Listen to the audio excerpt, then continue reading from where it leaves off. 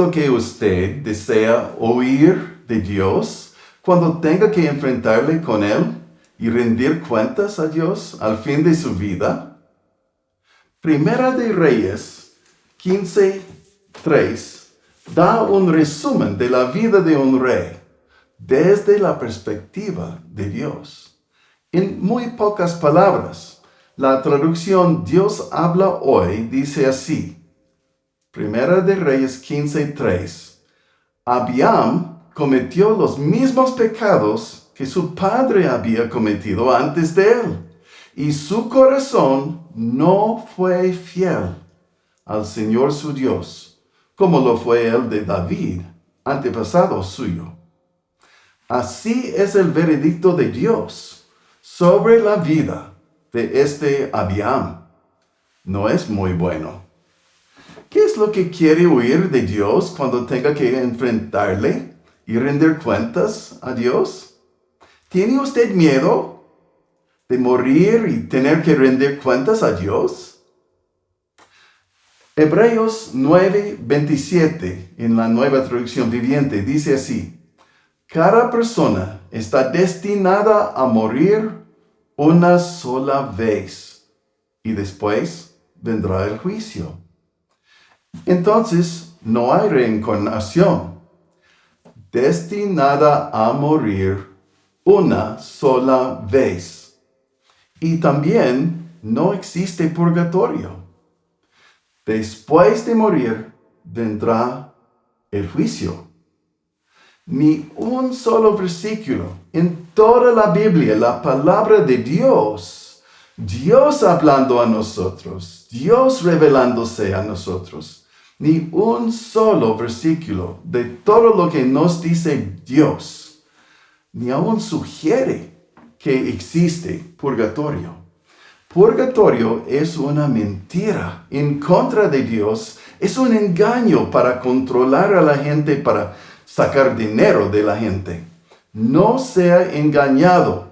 La palabra de Dios dice: cada persona está destinada a morir una sola vez y después vendrá el juicio.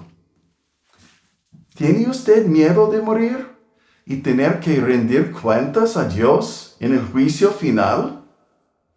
En Apocalipsis 22:12, el último capítulo de la Biblia, Jesús mismo dice: miren, yo vengo pronto y traigo la recompensa conmigo para pagarle a cada uno según lo que haya hecho. Esto suena como salvación basado en las obras, ¿no es cierto? Y sin lugar a dudas, hay muchos versículos de la Biblia que suenan así.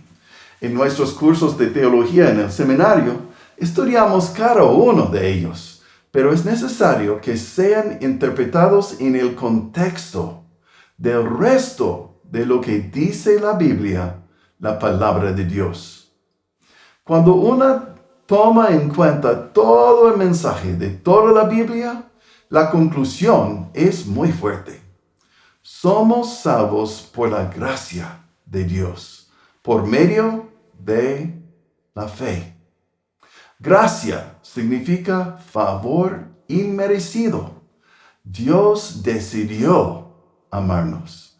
Dios decidió salvarnos. Encontramos un buen resumen de esta enseñanza bíblica en Efesios capítulo 2. Por cuestiones de tiempo, solo voy a leer unos versículos de Efesios 2, pero le exhorto a poner atención, porque no hay nada más importante que este mensaje. Efesios 2:3, en la Nueva Traducción Viviente, que es muy entendible, pero es fiel al original, dice así: todos vivíamos así en el pasado, siguiendo los deseos de nuestras pasiones y la inclinación de nuestra naturaleza pecaminosa.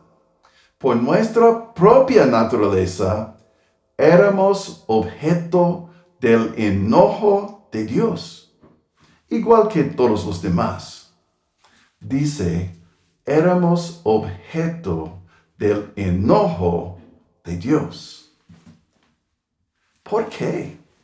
¿Por qué? Porque el estándar de Dios es perfección.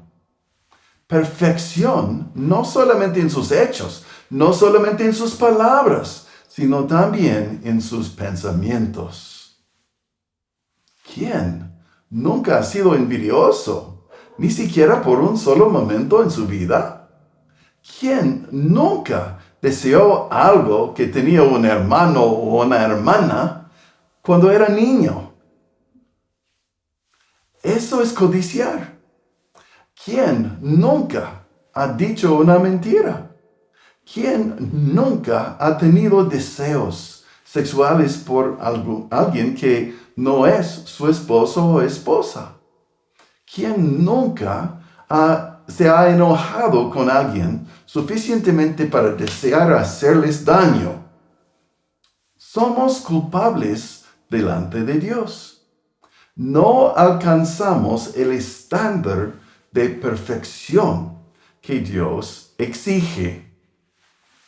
En Eclesiastés 7:20, Salomón escribió, no hay ni una sola persona en la tierra que siempre sea buena y nunca peque.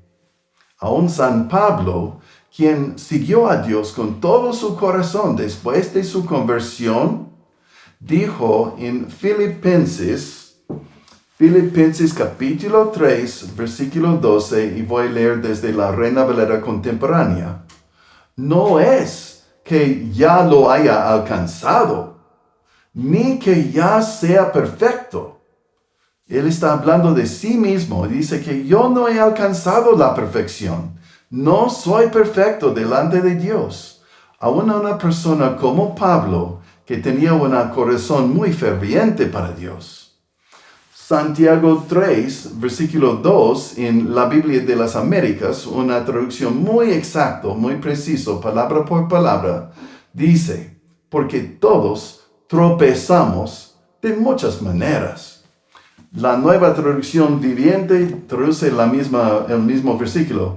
Es cierto que todos cometemos muchos errores. Hermanos y hermanas, si la salvación dependiera de nosotros y nuestra obediencia, nadie tendría esperanza. Volviendo a Efesios capítulo 2 y el versículo 3, dice, por nuestra propia naturaleza, éramos objeto del enojo de Dios, igual que todos los demás. El versículo 4, pero Dios, dos de las palabras más pequeñas, pero más grandes en toda la Biblia, ¿no es cierto? Pero Dios, éramos objetos del enojo de Dios, merecemos el castigo del infierno. Pero Dios es tan rico en misericordia y nos amó tanto que a pesar de que estábamos muertos por causa de nuestros pecados, nos dio vida cuando levantó a Cristo de los muertos. Es solo por la gracia de Dios que ustedes han sido salvados. Así dice la palabra de Dios. Saltémonos a versículos 8 y 9 del mismo capítulo, Efesios 2. Dios los salvó por su gracia, cuando creyeron. Ustedes no tienen ningún mérito en eso. Es un regalo de Dios. La salvación no es un premio por las cosas buenas que hayamos hecho. Así que ninguno de nosotros puede jactarse de ser salvo. En la Biblia Latinoamérica, la tapa roja, la Biblia católica, traduce estos versículos así. Pues por gracia de Dios han sido salvados por medio de la fe. Ustedes no tienen mérito en este asunto. Es un don de Dios y no tienen por qué sentirse orgullosos porque no lo consiguieron con sus obras. Entonces, no conseguimos la salvación por la fe y la obediencia. Recibimos la salvación simplemente por la gracia de Dios, por medio de la fe, el favor inmerecido que Dios nos da como un regalo por medio de la fe, cuando confiamos en Él. Pero no se debe malentender lo que significa fe. Fe en este contexto no habla de reconocer unos hechos, como yo creo que si yo suelto este libro va a caer al piso. Es un hecho, yo creo eso, pero no transforma mi vida. No estoy como, yo estoy poniendo mi fe en gravedad para salvarme. No es solamente, sí, yo creo que Cristo Jesús murió en la cruz y resucitó de entre los muertos. Y tiene conocimiento. Darse cuenta que estos son eventos históricos que verdaderamente sucedieron, no nos salva. No es un asunto de información o conocimiento. No es un asunto de darse cuenta de unos hechos. Es un asunto de llegar a depositar su confianza en el significado de estos eventos. Así, Cristo murió por mí. Cristo pagó la pena, el castigo que yo merecía debido a mis pecados, los pensamientos que he tenido, los deseos que he tenido, no solamente acciones, pero la vida interior de uno. Cristo me dio la entrada al cielo. Cristo abrió la vía para que yo pueda acercarme a Dios sin miedo, sin dudas. Yo puedo conversar directamente con mi Dios. Por medio de lo que hizo Cristo Jesús por mí, estoy reconciliado con Dios. Tengo acceso directo al trono de Dios. No necesito otro mediador. Nunca voy a orar a María ni a los santos, porque debido a lo que hizo Jesús por mí, yo soy, imagínense, yo soy amigo íntimo con Dios. Él me escucha a mí. Debido a lo que hizo Jesús por mí, soy aceptado por Dios. No necesito un purgatorio, porque ya estoy completamente perdonado, limpiado. Todos mis pecados están lavados, limpiados, quitados. ¡Wow! Esta es verdad transformativa. Esta es verdad que cambia una vida. Y confiar en Dios, confiar en lo que hizo Jesús por mí, eso es fe. En el sermón anterior, en 2 de Crónicas, capítulo 13, vimos que este mismo Abiam que mencioné al principio del sermón y sus 400,000 soldados pelearon contra Jeroboam y sus 800,000 soldados, y que este Abiam y sus soldados de Judá ganaron porque ellos confiaron en el Señor. Hablamos de cómo podemos nosotros aprender a confiar en el Señor Dios, en todo lo que hacemos, depender de Él, con confianza, porque nuestro éxito no depende de nosotros, sino de Dios. Eso es lo que significa fe. Entonces somos salvos por la gracia de Dios, por medio de la fe. No somos salvos por la fe y la obediencia. Entonces, ¿cómo debemos entender todos estos versículos que hablan de una recompensa según lo que hicimos? ¿Recuerde lo que dije? En el próximo versículo, Efesios 2, nueva traducción, Efesios capítulo 2, versículo 10, en la nueva traducción viviente, dice así: Él nos creó de nuevo en Cristo Jesús, a fin de que hagamos las cosas buenas que preparó para nosotros tiempo atrás. Estamos creados para hacer buenas obras. Pero las buenas obras no nos salvan.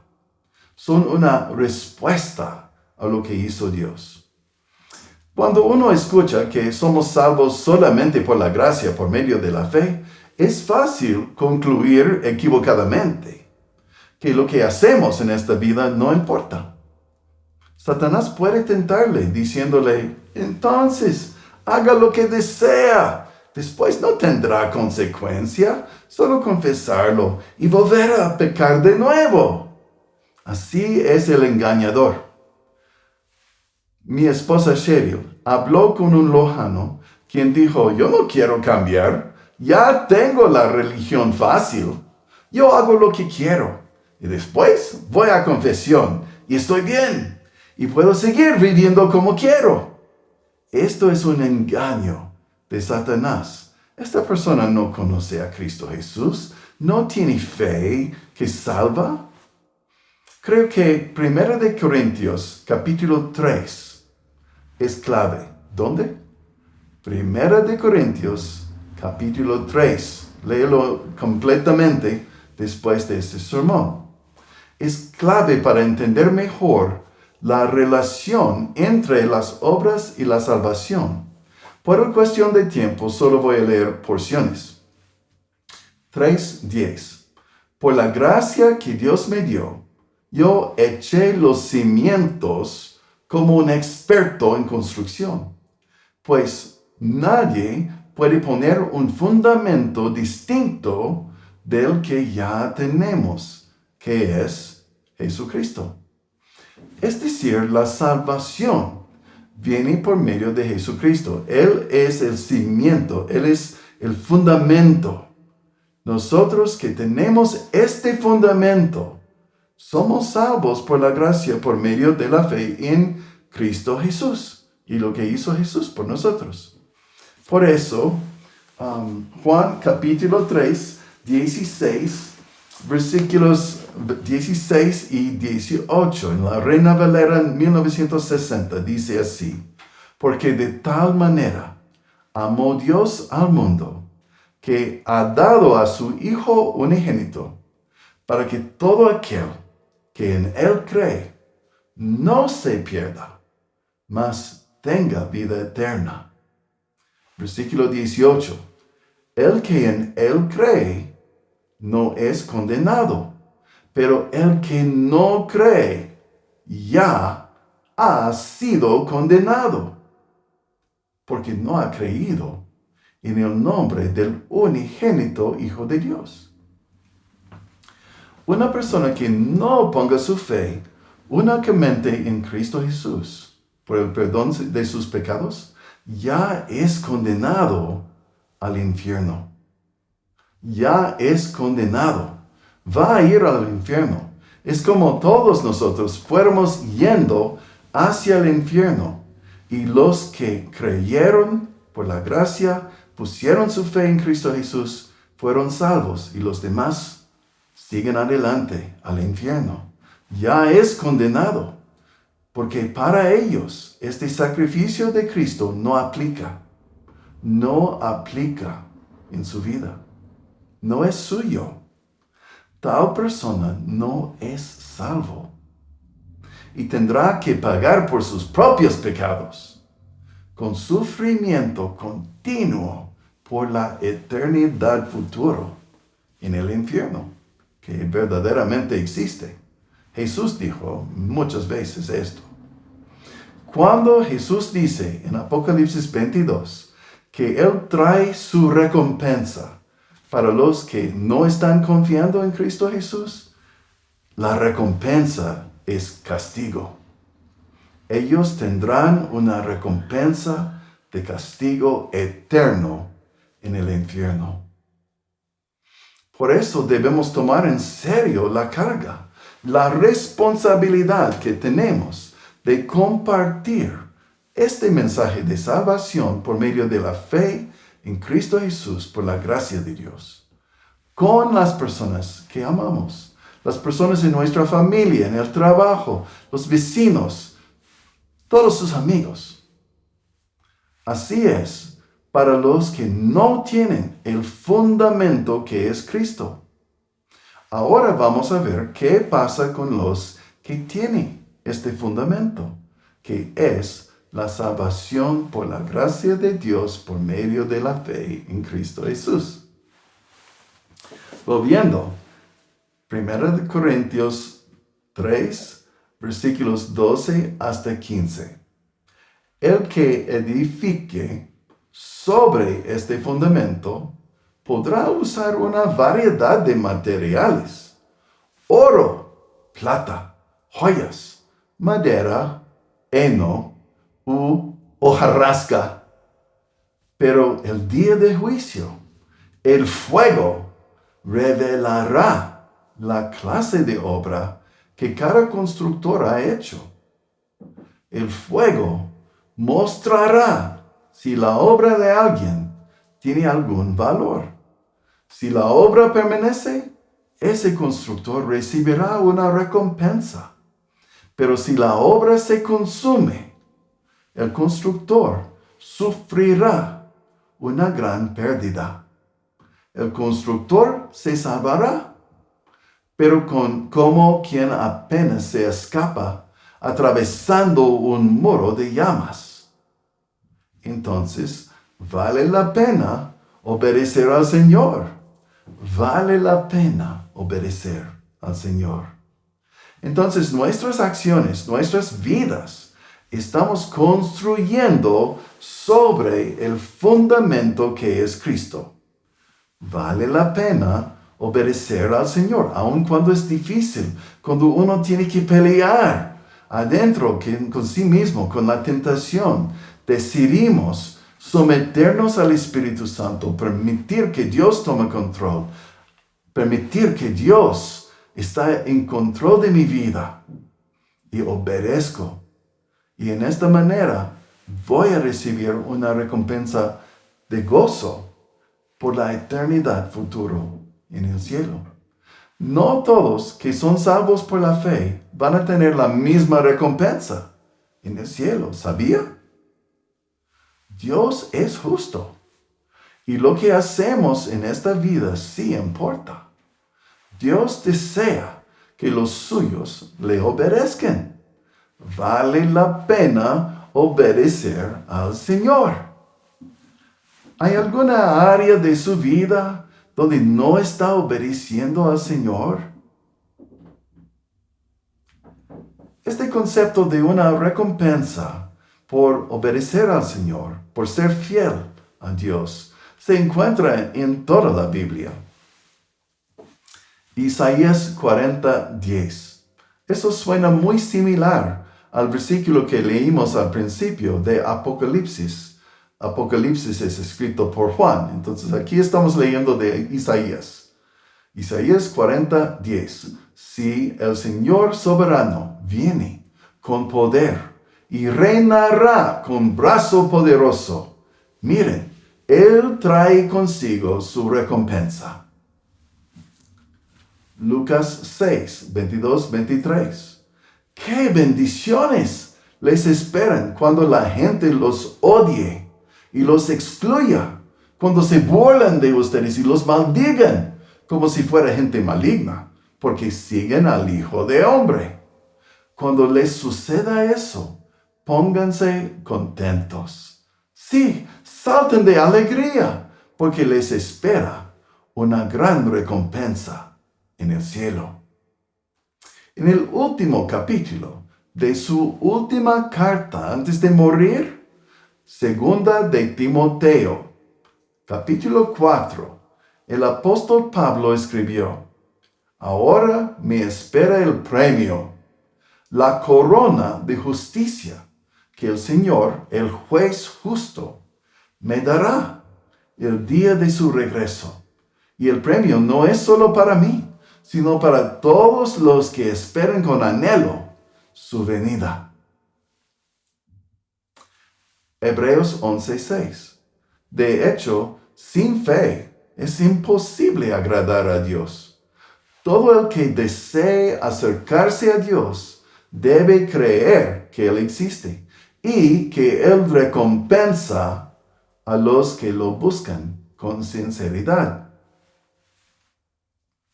Santiago 1:12.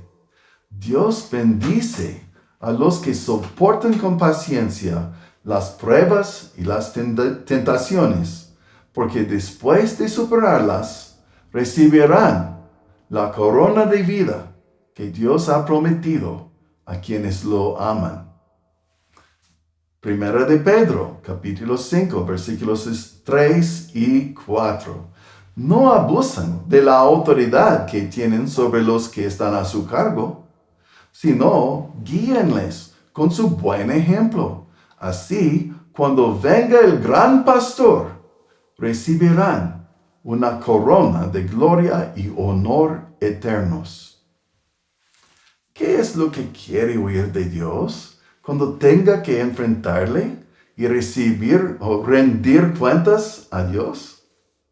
En Mateo 25, el versículo 21, Jesús nos cuenta una parábola sobre 3 siervos y habla de un siervo quien hizo lo correcto. La Biblia dice así: su señor le respondió: hiciste bien, siervo bueno y fiel. En lo poco has sido fiel.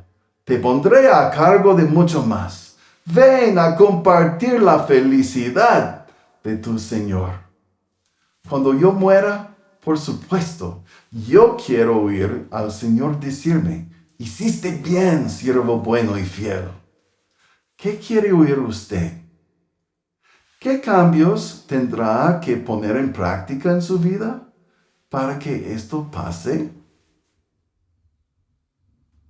Por contraste o por el contrario, en Mateo 24, 48 hasta 51, en la Reina Valera, Jesús dice: pero si aquel siervo malo dijere en su corazón: mi Señor tarda en venir, y comenzaré a golpear a sus consiervos, y aún a comer y a beber con los borrachos, vendrá el Señor de aquel siervo en día que éste no espera, y a la hora que no sabe, y lo castigará duramente, y pondrá su parte con los hipócritas.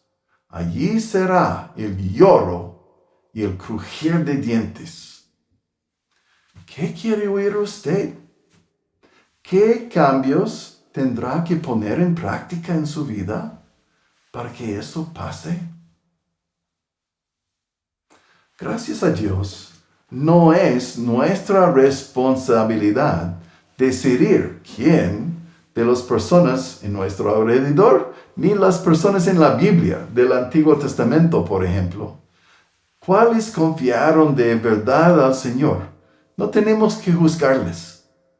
Honestamente, no sabemos si este rey Abiam estará o no en el cielo. Vemos en 2 de Crónicas 13 el episodio bueno del sermón anterior, cuando por lo menos por un momento Abías o Abiam y los judíos con él confiaron en el Señor Dios y fueron rescatados. Pero también tenemos este breve resumen en 1 de Reyes 15, que yo mencioné al principio del sermón, que dijo que su corazón no fue fiel al Señor. Esto es un resumen, ¿no? Dice así: Abiam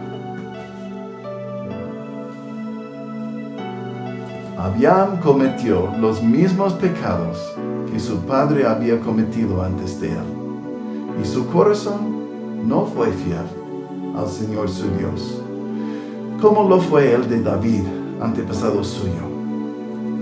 Un rasgo característico de los libros de Reyes y Crónicas en el Antiguo Testamento es que se declara un veredicto de Dios sobre la vida de cada rey. En este caso, el veredicto de Dios sobre su vida no es bueno. Uno puede tener unos momentos sobresalientes en su vida cuando se busca al Señor, pero Dios quiere que estemos fielmente obedeciéndole por medio de la fe, porque tenemos que creerle para tener la fuerza para obedecerle de verdad. Con un sincero arrepentimiento, como hizo David cuando cometió su gran pecado con Betsabé, ¿no es cierto? Eso hizo David, confiando en él a cada momento por toda la vida. Eso es lo que Dios quiere. Hay que decidir entregar toda su vida en las manos de Dios. Un Dios quien es confiable, fiel y bueno, que nos salvó por la gracia, por medio de la fe. Tome la decisión de obedecer a Dios y ponga su fe en Él. Tome un momento y hágalo ahora.